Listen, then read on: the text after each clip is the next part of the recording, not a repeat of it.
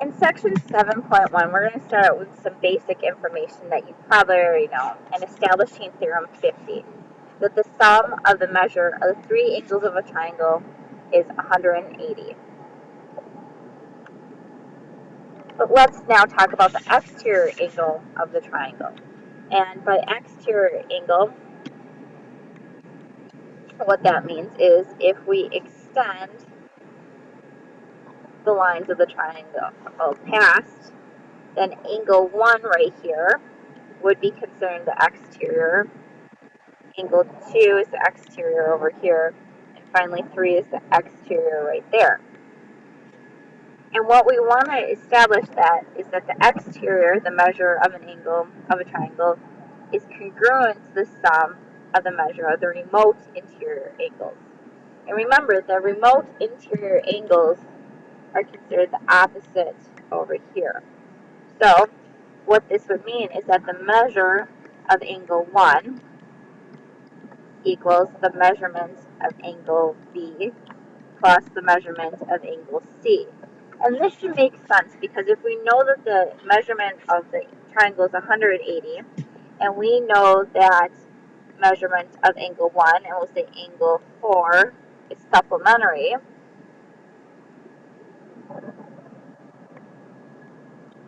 then this leftover area needs to be equal to 180 once taken away, so it should be the same as this and this. A theorem you may not be as familiar with is Theorem 52.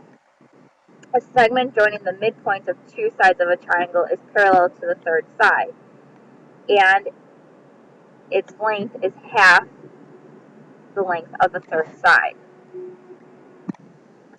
So if we're given the following, and we're given that D and E are midpoints, so they're meaning AD is congruent to BD and AE congruent to EC, then there are two things we can conclude. We can conclude that DE is parallel to BC, and we can also conclude that DE is equal to half of line segment BC. And we'll do one quick example for this lesson.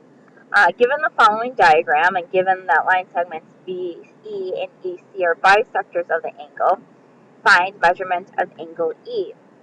Now, what's a common mistake is that they see this triangle and they think that it's proportional and want to say that angle A is congruent to angle E. You cannot do that. So let's set it up looking at it this way. If I know that BE and EC are bisectors, that means that this angle is congruent to that angle, and this angle is congruent to that angle. What we know about all the angles is that they equal 180 degrees. So 80 plus 2x plus 2y equals 180 degrees. But then what we also know is that down here, this triangle will equal 180 degrees. So the measurement of angle E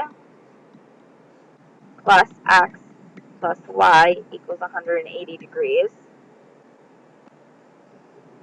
And we have two equations, and we can simplify this by saying 40 plus x plus y equals 180, and therefore x plus y equals 140. We can substitute the x plus y in for 140 into here, and we get the measurement of angle E plus 140 now equals 180. And if we subtract, we get the measurement of angle E to equal 140. You can clearly see that that is not the same as 80 degrees.